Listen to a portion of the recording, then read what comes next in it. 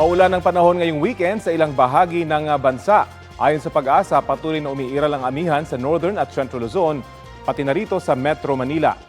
Shearline naman ang nakaapekto sa eastern section ng Central at Southern Luzon, habang Intertropical Convergence Zone sa Visayas at Mindanao.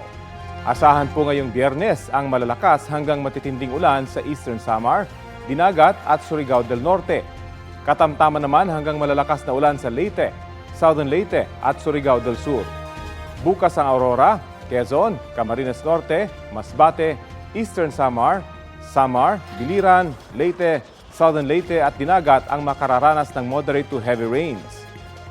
Heavy to intense rains naman sa Camarines Sur, Albay, Sorsogon, Catanduanes at Northern Samar.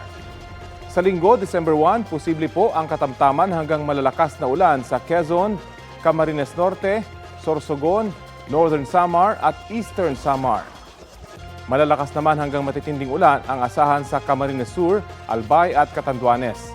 Pinaa-alerto ang mga residente mula sa banta ng baha o landslide sa gitna ng pag-uulan.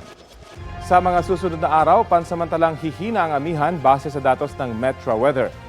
Ngayon pong Biyernes, naitala ang 17 degrees Celsius na minimum temperature sa City of Pines, Baguio, habang 25.6 dito sa Quezon City.